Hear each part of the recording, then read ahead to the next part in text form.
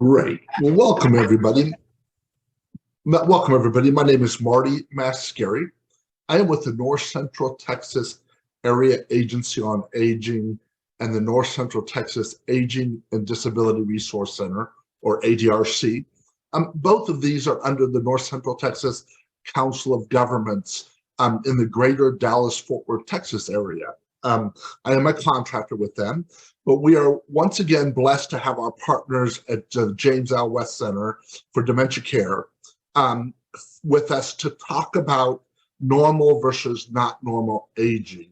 But before we get started, we're going to go over the CEU requirements, and for those of you that want CEUs, but also anybody that's looking for a certificate of attendance. So I'm going to let you do that, Jamie. Yeah, we are thrilled to be able to offer CE credits for social worker, nursing, licensed professional counselors, or if you would just like a certificate of your attendance. Marty's going to send out an email, a follow-up email, and in that email will be a link to a SurveyMonkey evaluation. We ask everybody complete the evaluation just for our feedback, and so we can report back to our funders and our stakeholders. But if you are requesting a CE credit, it is required that you complete the evaluation. And if you will please, or the evaluation closes next Friday, the 16th, at the end of the day. And if you'll just please allow us at least 3 to 4 weeks to get all those certificates processed and sent out to you through your email.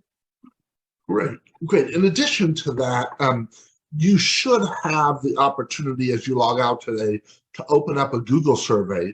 That is for our organization, for the Area Agency on Aging, to report back to our funders on the goals and objectives we set forth when we applied for the funding to do these webinars. So we ask that you would complete both surveys if you could please, but please note that the SurveyMonkey survey evaluation is required if you want any kind of certificate at all.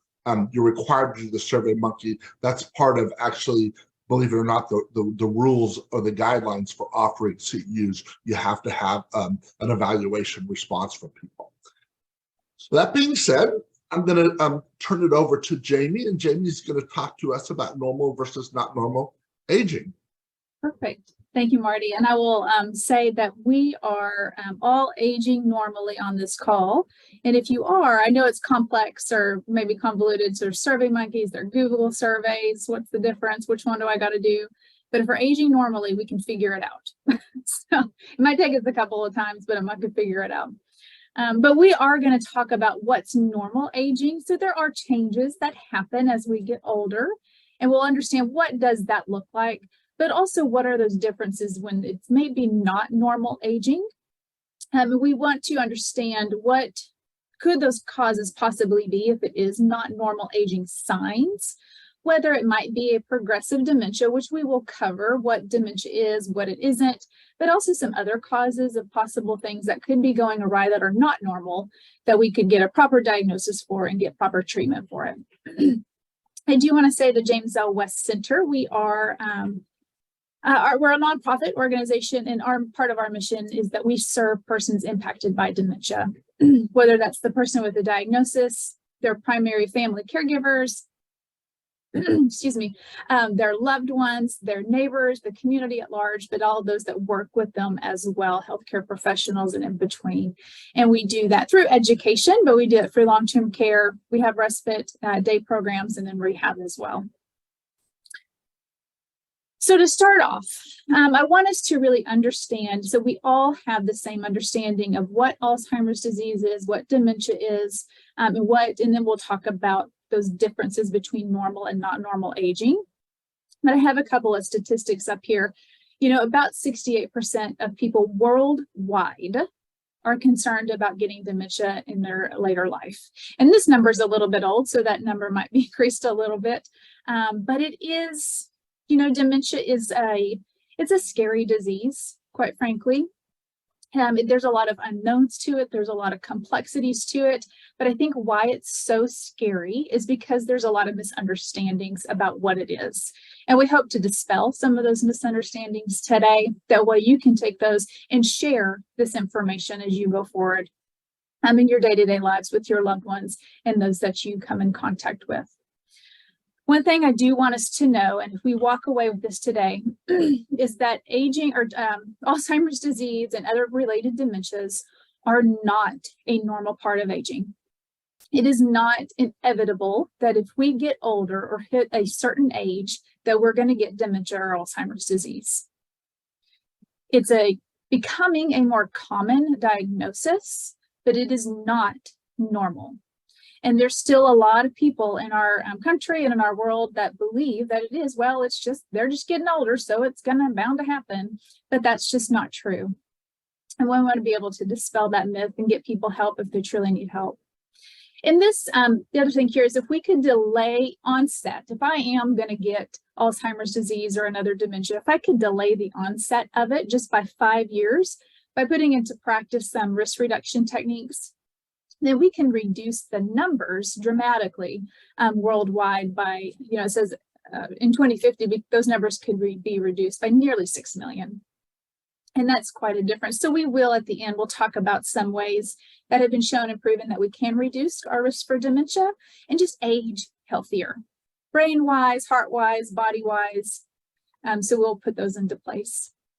Because really, if we do enter our older lives or our later lives, and we're happier, we're healthier, we're going to live more independent lives, which I think is a goal of everybody, to stay independent and stay autonomous, right? And then we can also have a much reduced chance of developing dementia.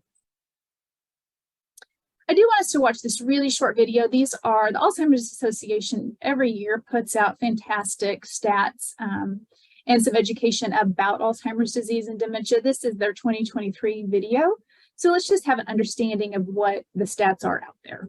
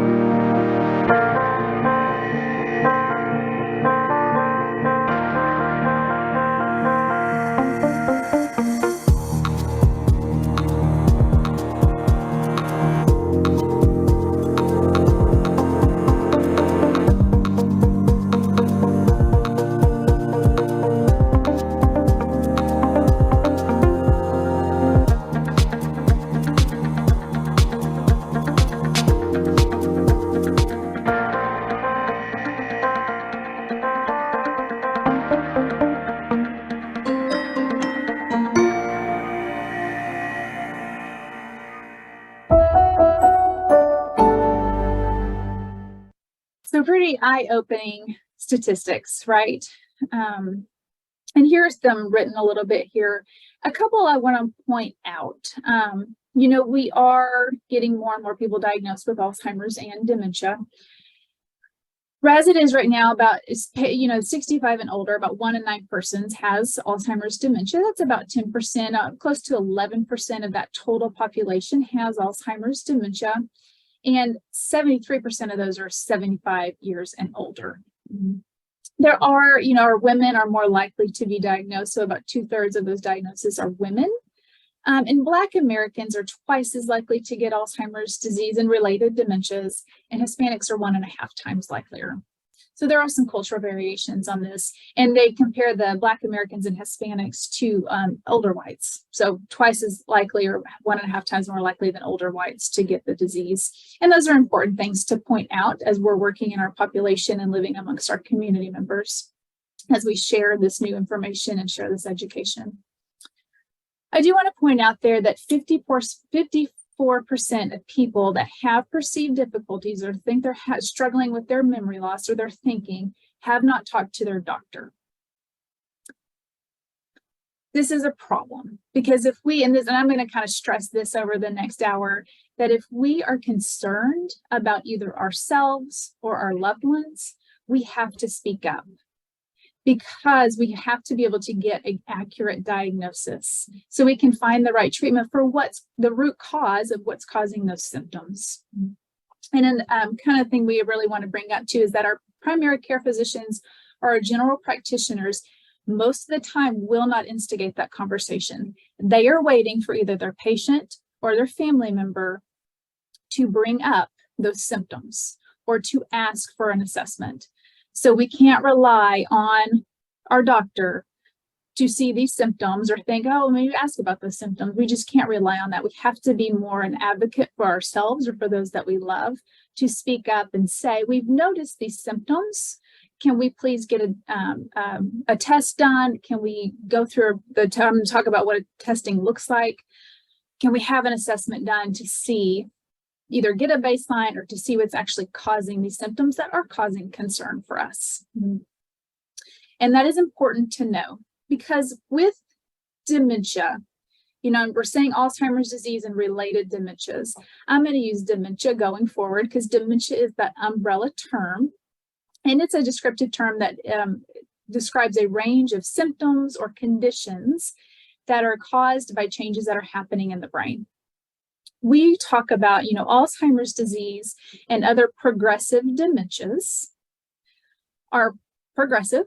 They are neurodegenerative, so they will get worse over time. And these progressive dementias are a terminal diagnosis. As it is right now, we don't have a cure for these. We have medications that can alleviate some of the symptoms, but not a medication that will stop the progression or again cure it.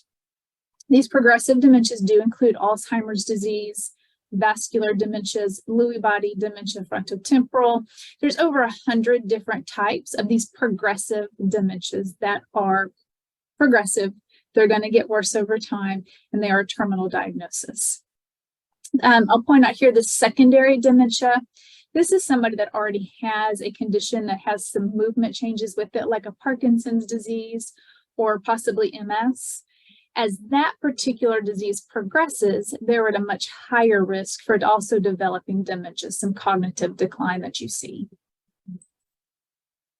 But I want to point out, we have these flip back and forth, progressive dementias. These are progressive, they're chronic.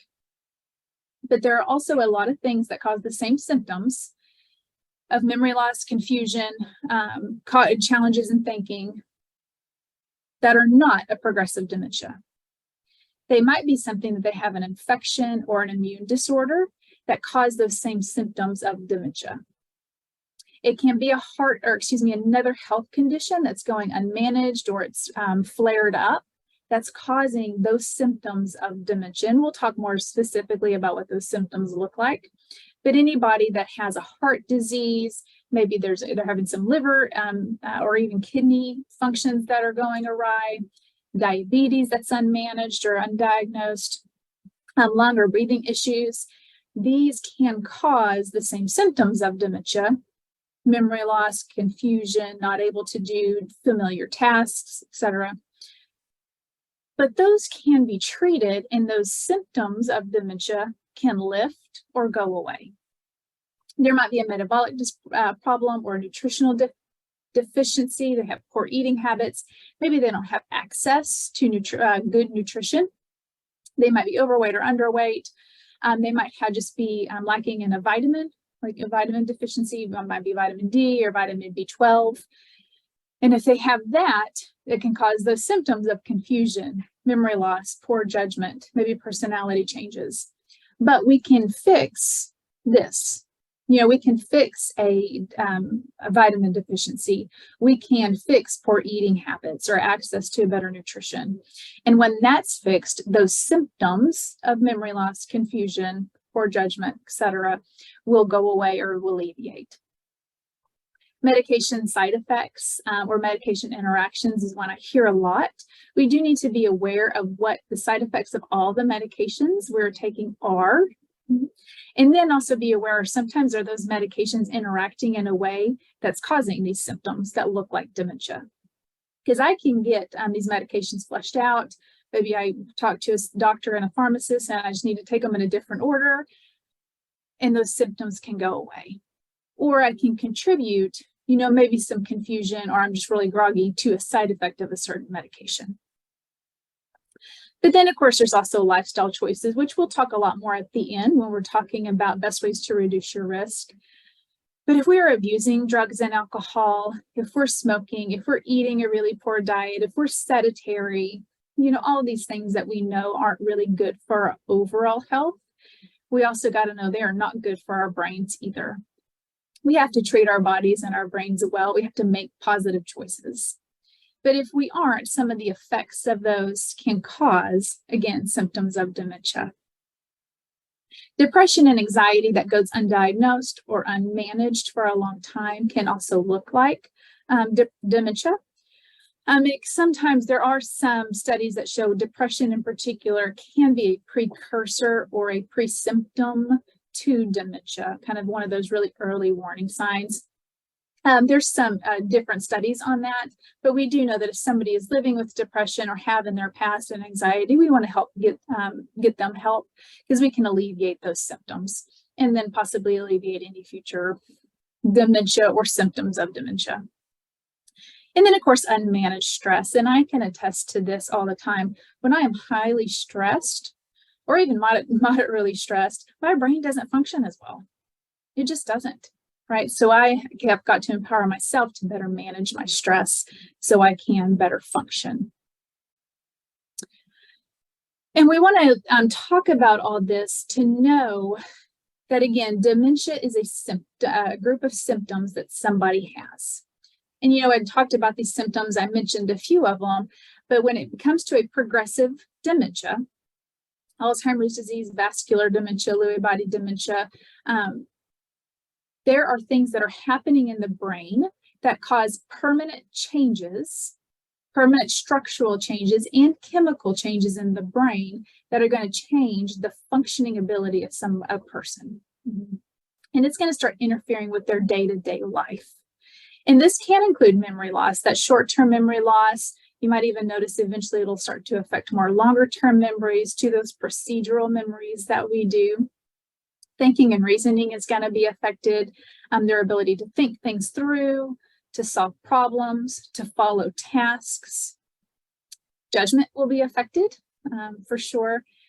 The ability to focus, pay attention, stay on track, or maybe I got off focus, but can I come back to that task? Language skills can be affected, and this is either they're losing their vocabulary, not able to use their words as well to express themselves, but also comprehension, understanding what other people are telling them, following instructions, knowing what to do next. Personality changes or behavioral changes we might see in somebody, and it doesn't always mean that somebody that's having these changes are going to become mean and nasty. It's just you'll notice some uncharacteristic changes. They might be doing something that, it's like, well, that's odd, or that doesn't look like something they would be doing, or they've never done that before. So it's just kind of uncharacteristic that you would see in somebody or yourself. Their ability to care for themselves, and this is anywhere from kind of instrumental things in our lives, going to the grocery store, getting a list. What do I actually need? You're thinking through, what do I need for the week, putting it in a list, going to the grocery store, buying it, getting it back, and then using it appropriately throughout the week, all the way down to, personal hygiene, the ability to take care of their personal hygiene. And then, of course, sensory input, motor output. How do I take in all the stimulation, and how do I navigate the environment around me? And motor movement, movement and coordination as the disease progresses, because of the changes, those structural changes and chemical changes happening in the brain, it will start to affect more so just the thinking and cognition, but their ability to use their muscles in a way that's helpful.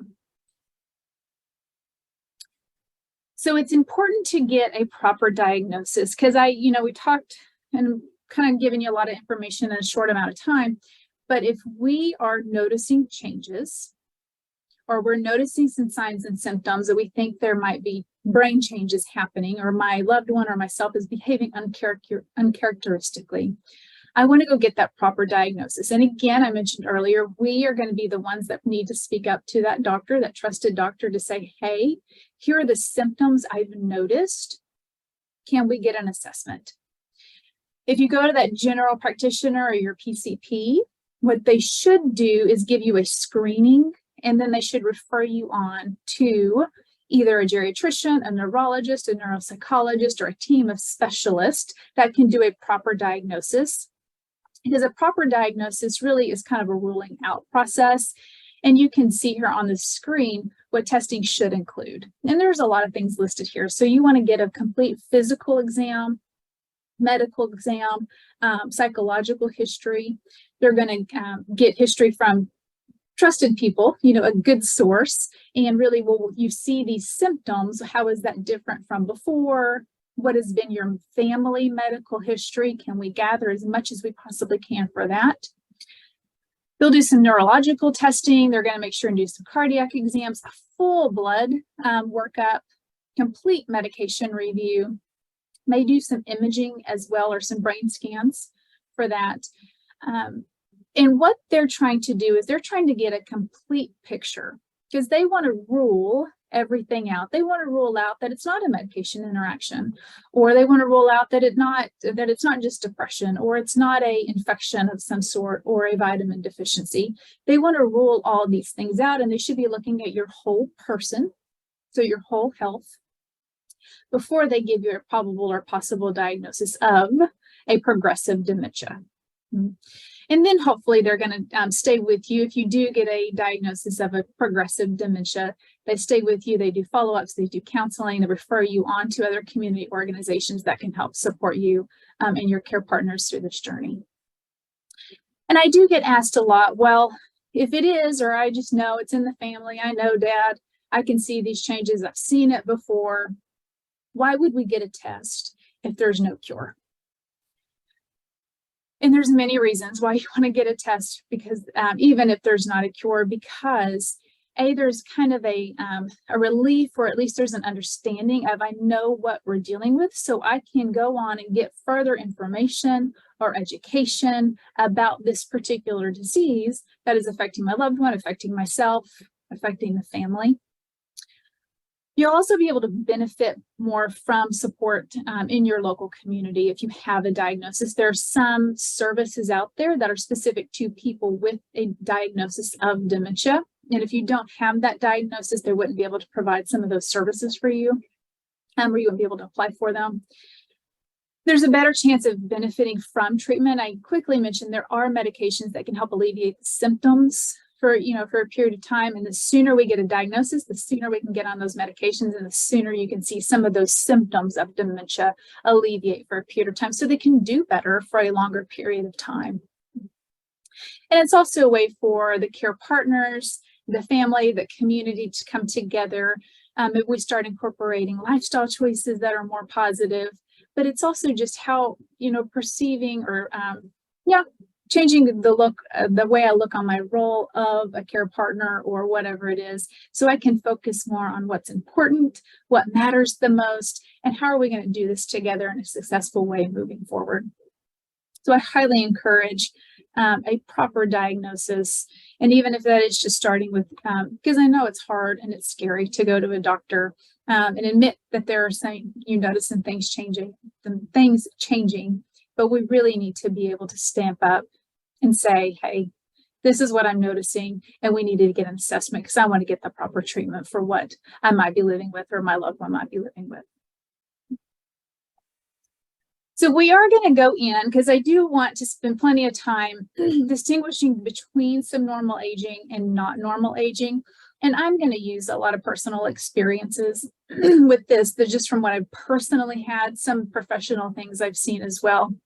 But just a quick background, I've had two grandfathers have dementia. One had mild dementia, but he had a lot of other conditions as well. My other grandfather did have Alzheimer's disease. And then my mother, she passed away. But before she passed away, those last few years of her life, there were symptoms of dementia. With her and her, she would go to the doctor, but she would go to her gynecologist. It's the only doctor she would go to, which is better than nothing, but still the gynecologist does not focus on brain health, right? So, and she wasn't even telling her gynecologist the symptoms that were really worrying her, because my mom did have some memory loss. She had a high anxiety. She had personality changes. You could just see some things happening, and I'll share some stories with you all. But I want to give you that background as we go through this. just to see where we're coming from and help us distinguish some differences here. This is just some quick visuals of that you can, print off, have handy. Please share them with anybody you think needs this information about. Here's just common signs that we see in people that have not normal aging. All right, that they might have an Alzheimer's disease or a dementia. And we'll touch on all of these, but these are pretty common. Memory loss, short-term memory loss, of course, is one of those that looks like they're repeating the questions or they're telling you the same thing over and over again. They might even leave little notes around the house. So you see little Post-it notes everywhere about everything. Of course, problems with language. And this can be they are having a hard time with their words, but it's just the comprehension as well. So they might not be able to follow a conversation like they used to, or even follow the storyline to a conversation or what they're watching on TV. Misplacing things, not being able to retrace their steps, putting them in odd places.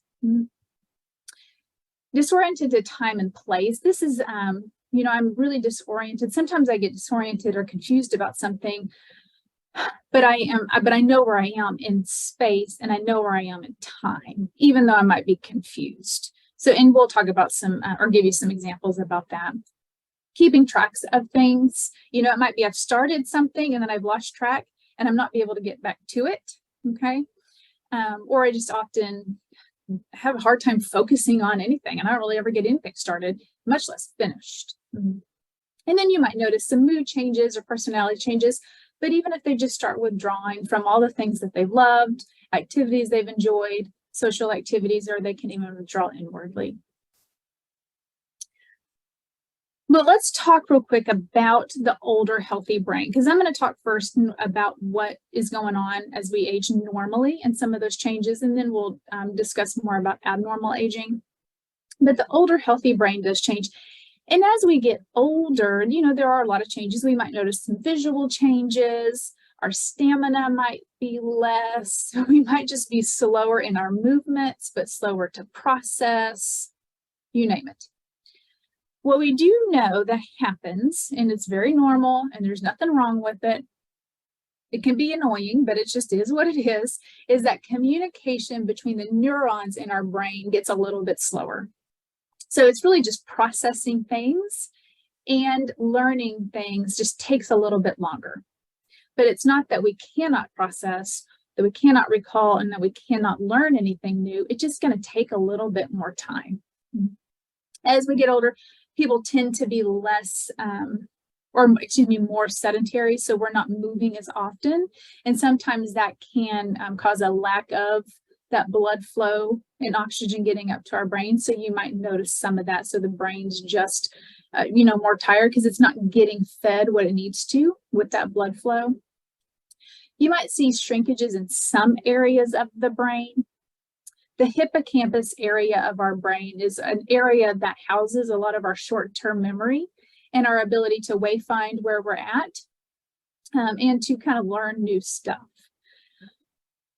It has been shown over and over again that that area of our brain does tend to shrink a little bit as we get older, but not to an extent where we would see massive shrinking that is outside of an Alzheimer's disease. So you might notice, I am having, just can't recall things or having a harder time remembering something because that area of the brain might be a little bit smaller, but it's just processing things slower. Whereas somebody with an Alzheimer's dementia, what's happening is that part of the brain, that hippocampus, is starting to go away. It's starting to die and go away. So there's a difference between just a small shrinkage and something working slower. And then, with normal aging, and then if we have not normal aging with an Alzheimer's disease, that part of that brain is dying. And it might no longer be there. Like I mentioned, there's structural changes. So physically, they're not able to record new information. Whereas a healthy brain is able to record new information. It just might take a lot longer. Inflammation can increase throughout, of course, the whole body, but in the brain as well as we get older. And we are slower to respond to sensory stimulation. And this is the noise coming in. It might be lights, it might be people, it might be crowds, you name it. But I think perfect example is at a restaurant during rush hour, a really busy restaurant. If you notice, either in yourself or a loved one, that it is much harder for them to hear, but to process and to keep up with the pace of the busyness in that restaurant than maybe it was in their past. Or maybe you're noticing that about yourself. And also that we hold less things in our working memory. And I'm going to talk about working memory in just a second, but we're holding less things in that memory that we've got to use immediately. But that older healthy brain is extremely resourceful, right? Comprehension, general knowledge improves. We're always able to connect things. We can take new information and place it on old information. Our ability to perceive others' emotions, to perceive their how they're being affected by us or the environment, we can see that a lot quicker and better. And generally, we know how to respond better to that. We're better at making decisions. We make better judgments about stuff. And we have a plastic brain, or there's plasticity to our brain. So we are able to adapt to new challenges. We are able to learn new things. We are able to take changes that happen in our lives and become resilient and work through those. And a lot of times we're able to do those better than somebody's younger, or better than maybe we did when we were younger. And there is the cognitive reserve, and that's our ability to work well, even if some part of our brain is disrupted. And so it works, it's that cognitive reserve. We can pull from what we've reserved, all this knowledge and an energy that we've reserved cognitively. And if there's ever a time where sometime maybe that might be disrupted because I'm feeling ill, maybe I have an infection of some sort, or maybe there was a small stroke. And so some part of my brain isn't working quite right now, but I can pull from all this reserve I've built up over the years, and it will fill in for that. Somebody that's not aging normally or does have a dementia, they have their cognitive reserve as well, but they're using more of their cognitive reserve to fill in what's been disrupted. So when that cognitive reserve is up, they don't have anything else to pull from. So we see them decline from there. So that working memory, normal human, healthy humans, healthy human brain can hold about 5 to 8 things in our working memory. When we get older, as we get older, or if we're in a stress state, or if we are ill, or kind of those other things that might cause them to have another health condition, that working memory can generally hold about 5, maybe sometimes 4. So we're not able, and when I say working memory, this is my immediate memory that I need to use now or within the next couple of minutes. That's different than my short-term memory. My short-term memory is over a couple of days. The working memory is over a couple of minutes. So for an example, if I am in my living room and I'm in there and I think, you know what, I'm going to get up and I'm going to go get some tea. So that's in my working memory. I get up, I start walking through the house to the kitchen to go get some tea, because that's what I'm going to do, and then the phone rings. So I pick up the phone and I start talking, to my spouse who called, and he's telling me all these things that we got to do this weekend, because I'm supposed to help him with his work, and we got to go out and we got to make sure, and we got to clean that mobile home, and we need to make sure we got to take these cleaning supplies, and we also got to go by the bank because you got to cash this check he just got from one of his clients, and will you please call my sister? I'm over here now. Will you please call my sister and see if she can come and help with this? Well, okay, now I'm already at either 6 or 7.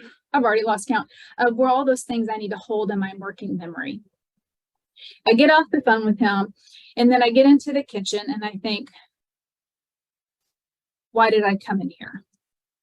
Because that first thing, I was going to go get tea, got pushed out when my husband called, and he gave me all these other things that I needed to hold in that working memory and take care of here pretty quickly. So I got pushed out. So I walked in here and I was like, now normally what we do is we prompt ourselves. We walk in there and we kind of think, we visually try and cue ourselves into, why did I come in here?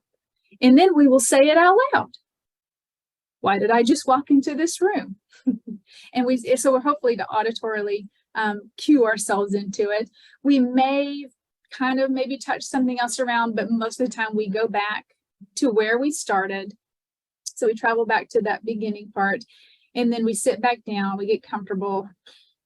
Oh yeah, I went in there to get some tea. Now, so that's what happens with that working memory. And again, as we get older, we're less able to hold as many things in that working memory. And that's generally what we see happen as we get older. So that memory becomes a little bit less efficient. It's not gone. We're not losing our memories. They're just a little bit less efficient, and it's slower for us to process information. It's slower for us to recall, to pull things out. What was that person's name again? Or why did I go into this room? Those things, I got to recall it. It just takes a little bit longer. We can also see somebody that's aging normally, they might complain more of their own forgetfulness. I'm sorry, I'm skipping ahead. They complain of their memory slips, but they're really able to provide considerable detail regarding their incidents. So my father is a good example. And my father, aging normally, but he has always had a hard time of keeping up with his phone, his keys, and his wallet. So that's normal for my dad. That's just been him. But I can tell you so many stories that he would call me up and say, Jamie, you would never believe where I left my wallet the other day. I was out at this concert and he can tell me with considerable detail about where he left. He forgot he left his wallet somewhere and the steps he had to go back to trace it. And that is a normal thing. So he, of course, it frustrates them. It worries him that he left his wallet at a concert, right? But he's able to retrace his steps, and he's really able to talk in detail about that whole incident. Get lost. We don't get a normal person aging normally doesn't get lost in a familiar place, but sometimes we might have those momentary pauses and be like, okay, wait a minute. Where did I park again?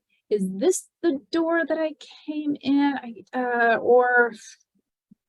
I just don't remember which door I came in. Was this the right floor? Or you get to the car and you think, okay, what's the route to get back to where I was supposed to go? So those momentary pauses, but then we're able to think it through and get there. Able to operate common devices even if we're unwilling to learn. So this is that new TV, it's the new phone, it's the new doorbell, the Ring doorbell. It's those new devices that a normal, healthy brain will always be able to learn, but you might not be willing to learn it. So there's a difference. I can learn it, I just don't want to. And that's what we see a lot of the time. I never needed this before. Why do I got to learn it now? But the ability to do it is there. I'm always able to have maintain interpersonal social skills, and those probably get a lot better as we age. And then the memory for recent events, conversations, affairs that are important to us or that we really pay a lot of attention to. You're not going to notice any impairment in that or slow down. If it's important to me and I really paid attention to it, then it's going to stay with me. If I'm not really paying attention to it or it's not that important, it might be something that I easily forget or just don't have a lot of detail about. So on normal aging, an individual might be concerned about their forgetfulness more than anybody else is. And again, my dad is one of those individuals. I hear it even more so now. Over the last several months, he was like, well, I met this guy the other day. He is 98 years old and he's sharper than I am. He is worried about his forgetfulness, but nobody else is, right? If there was anything, I would be worried if my dad, for instance, left his wallet somewhere or lost his wallet and he wasn't able to retrace his steps. That would be somewhat uncharacteristic and a red flag for us. But as it is right now, it's not.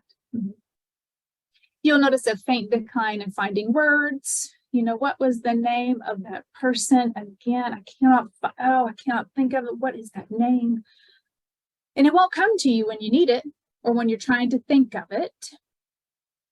But when you don't think about it, or it's hours later and you start to get ready for bed and then it pops in, oh, right, that was the name. Oh man, why didn't it come to me then? You'll notice that happening a lot more often. The same thing as forgetting why you walked into a room, forgetting where you put something down. If you're able to retrace your steps, able to think it through, and it comes to you later on, if it's important enough, then that's normal. What gets frustrating is it just starts to happen a lot more often. We don't have to like it, but that's just kind of what it is. We'll always be able to register new information, learn new information again. It might just take a little bit longer. And our multitasking is going to be more difficult.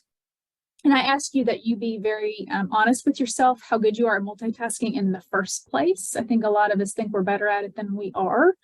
So we can't really, if it's particularly something important, like if you need to be filling out your taxes or researching new insurance papers, then let's go ahead and turn off the TV and maybe not have the grandkids around while we're doing it, because I really need to focus on this and not be distracted.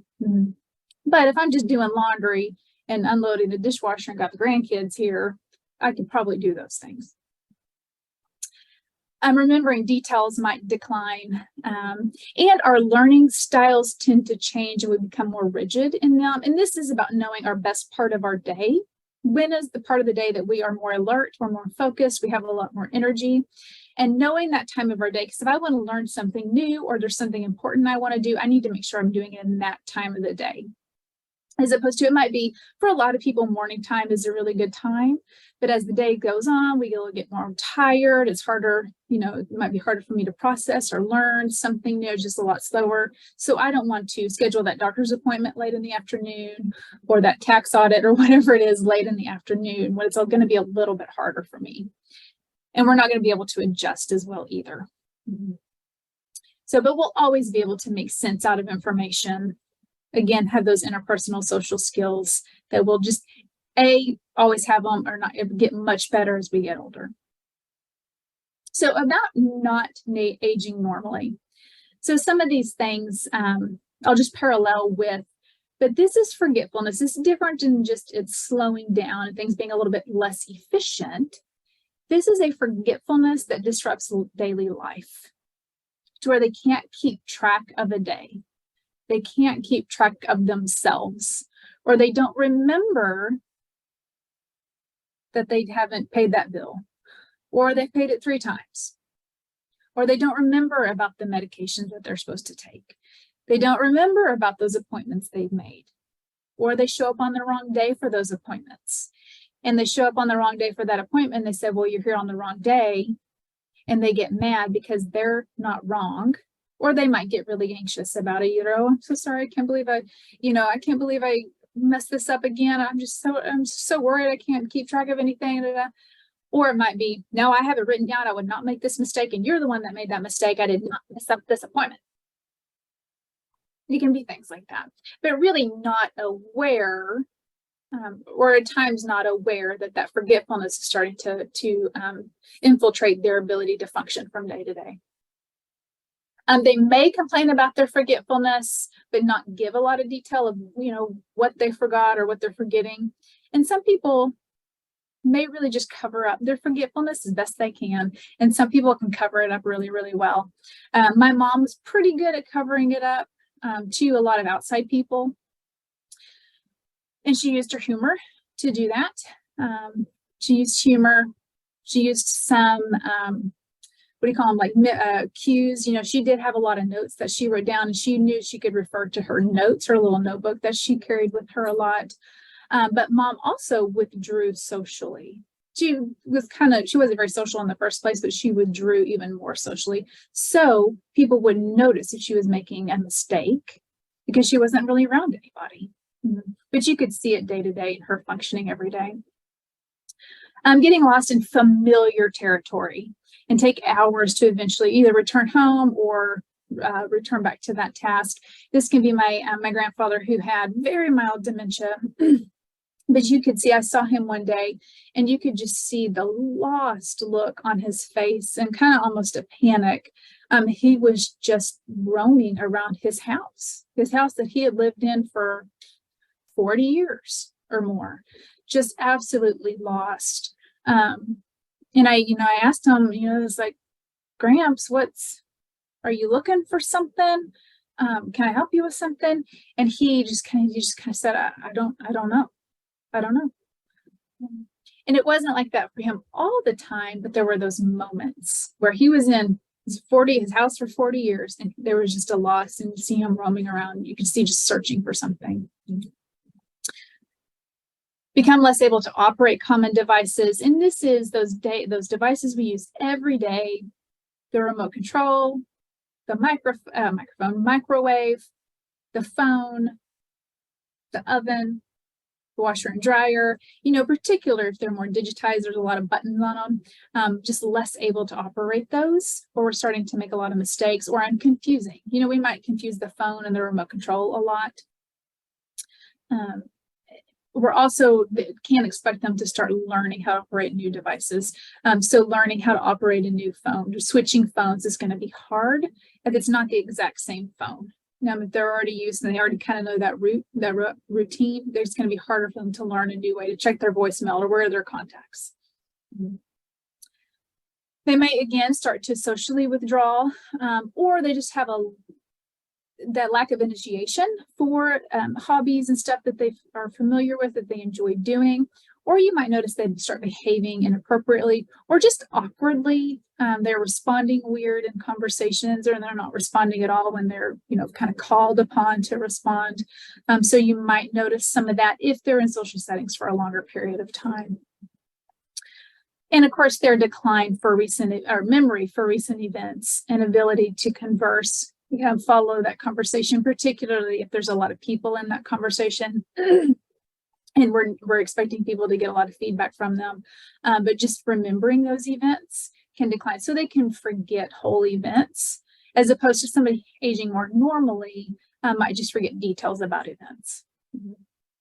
Generally, we see family members or other friends much more concerned about their memory loss than they are. It's fairly common. And then those trouble with the vocabulary. This is different than, just looking for that word. What is the word for that? Oh, it's going to come to me.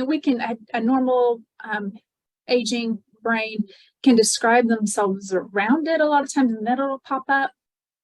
People with dementia can do that also, but we might notice that they're using different substitutions that are odd. I had a lady say once that it was, it snowed really hard at her house the other night. And I was like, it took me a minute to register what was going on. I was like, it snowed at your house in Texas? Wow. That's crazy. And then I realized, she probably meant rain. So just substituting those words, right? And not aware that they're doing that. And of course, repeating themselves, telling you the same thing, asking the same question over and over again. They will misplace objects and not able to retrace their steps. And they might start blaming other people if they can't find the object that they're expecting to be right there, whether it's the keys or, their purse or something. If it's not right there where they expect it to be, then it's somebody else. Either somebody came in and stole it, or they're going to blame somebody that lives in the house with them. And what they're doing is they're filling in the holes that they have, because they're not able to retrace those steps. And so there's this missing thing, and the brain is going to fill in that hole with something that they have that they can do. They'll start to forget how to do familiar activities. And this is more complex familiar activities down to less complex, but it might be following a recipe, might be making a meal in general. It might be paying bills, medications. Those can be pretty complex activities that we do every day you might notice that they're having a much harder time being able to do. And then mood or personality changes. And I mentioned this earlier, just because, I don't want people to think, well, somebody has progressive dementia or, like an Alzheimer's disease. Well, they're eventually just become mean. And I still hear that a lot. Well, when is it then, I hear family, well, when is it when my mom's going to become really mean? Well, just because somebody has dementia and Alzheimer's disease doesn't mean that they're going to become mean. If they become mean or agitated or anything like that, generally it's because it's how we are interacting with them, right? They're confused and not understanding what's going on, and we're interacting in a way that might be making them agitated or making them more confused or making them scared. Very rarely does somebody just turn mean without anything causing that. My mom had personality changes that were very uncharacteristic for her, but for us, it was kind of a nice thing for it to happen. My mom, I mentioned, she was not very social. She was kind of reclusive. She was a homebody, I should say. She really liked being at home. She would go to work. We would go to church. We would sit in the back. She was not involved in other activities. She had a couple of friends that she would talk to on the phone. But those last couple of years, she became much more social. She would go, my brother would hold a party, and so she would go to his parties. And at that party, she gave an impromptu speech once. And this was happening, and me and Dad turned to each other and we're like, oh no, what's going to happen? What's going to come out of her mouth? So that was a pleasant change, personality change, but it was uncharacteristic for my mom. Okay, so it's things like that that we got to take it or look into. A quick summary here are just some things with normal aging and not normal aging. We may pause. Normal aging, pause when finding a word. We know the person. We might not be able to find their name, but we know the person. We know their voice. We might hesitate more. We're slower to do, slower to think, slower to process. But those are all normal parts of aging. Not normal aging, unable to think the same as before or do the same as before, can get started in task, can get stuck in a moment of time, and unable to get out of that stuck time, unable to think things through or think things out, successfully place a person, and words won't come even with visual cues or auditory cues or even touch cues. And then confused about past and present and future. And then again, that personality can be different, and behavior, how they respond with their environment or other people is going to change. That will be different. But I will say again, just because you might see signs that are not normal, it doesn't automatically mean they have a progressive dementia. We want to really get to a proper diagnosis for that, because it can be a whole host of things that are causing those symptoms.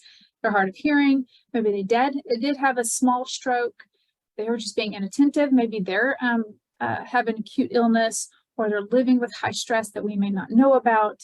Of course, medications, new medical illness that's undiagnosed, or we're trying to adjust to it. And then any pain or psychological issues that might be happening as well. So I will say real quick within the last just a couple of minutes that we have, because we do want to be able to reduce our risk. There are several things that we can do to reduce our risk for dementia and Alzheimer's disease, and really just age to the best of our ability, right? How can we age the best? And that is knowing that our brain is very greedy. We need to make sure that we are feeding our brain with all the oxygen that it needs, all the nutrients that it needs, all the glucose that it needs for it to be able to function properly.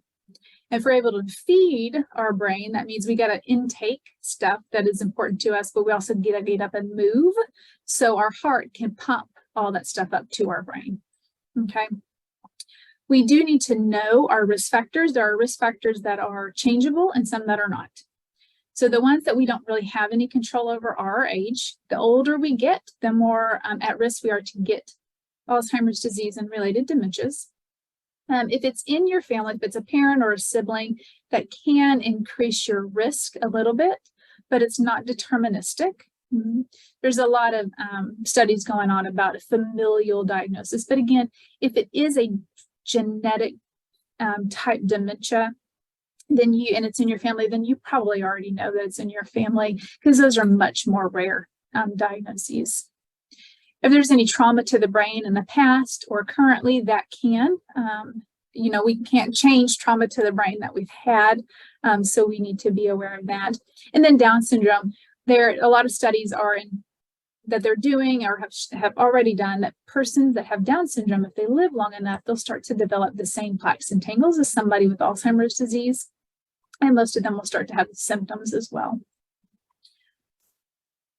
It's knowing those risk factors. So those are the ones that we don't have influence over, but most of them we do have a lot of influence over. So there's a list here. A lot of it is our lifestyle choices. So where can we make positive lifestyle choices? And I will show right here. These are the 6 big influencers of brain health. If we can, and a lot of this has to do with what we feed ourselves. So sticking to a plant-based diet or lean meats as well, getting plenty of exercise, getting good quality sleep, managing our stress, staying socially connected, and making sure that we're exercising our brain as well. These have been shown over and over again to really reduce our risk for dementia. But just age with our brain intact. And then, so we can be those people that my dad says, golly, they sure are sharp as a tack. You know, I want that to be said about me. So this is our information. It is 3 o'clock. Need to keep that up. And to go back over there's a couple of questions. If you'll look at those while I'm going over the CEUs, that would be great. Absolutely. Yes. There's a couple questions, a couple comments. Okay, for those of you that are joining us today for CEUs, we are providing CEUs through the James L. West Center. They're graciously providing them for licensed nurses, social workers, and licensed professional counselors in the state of Texas. Plus, they'll also are providing certificates of attendance for those of you that would like a certificate of attendance. The guidelines are the same for both. You must have completed the entire live webinar to be eligible, and it's good for 1 CEU hour credit. And you must complete the SurveyMonkey evaluation form that I'll be sending out following today's webinar. The SurveyMonkey evaluation closes 1 week from tomorrow, so please get that done ASAP if you will, and then please give them about 3 to 4 weeks to get those certificates out to you. It's quite a tedious process of getting out 100 certificates to people or 150 certificates to people. So please be patient. They will get them out to you. Finally, in addition to the the SurveyMonkey survey, you will also receive a link to a Google survey, or you will be prompted as you close out today to complete the Google survey. This survey helps us report back on the goals and objectives we've set forth to apply for the funding for this webinar. We're doing these webinars, I'm sorry. So if you can complete that, we'd certainly appreciate it. Jamie, can you have those? Okay, just so you know, next week we're going to be having another one with the James L. West Center for caring for someone in the late stages of dementia. We've already done the early and middle stages. Those are recorded and they're up on our YouTube channel. I will include links to those recordings plus the link to sign up for next week's webinar in the follow-up email. And then Jamie just mentioned about Down syndrome. I just sent out an email blast at 1 o'clock today with a series that my boss is doing on people with IDD and dementia. So please, I'll include those links as well. I'm sorry, go ahead, Jamie. No, thank you so much, Marty. Just a couple of questions I see they asked about, because women are diagnosed at a higher rate for Alzheimer's disease. There is a lot of research out there right now about, is it, menopause with hormonal changes and all of that. So there are doing some research. So hopefully we'll get some better answers here soon, right?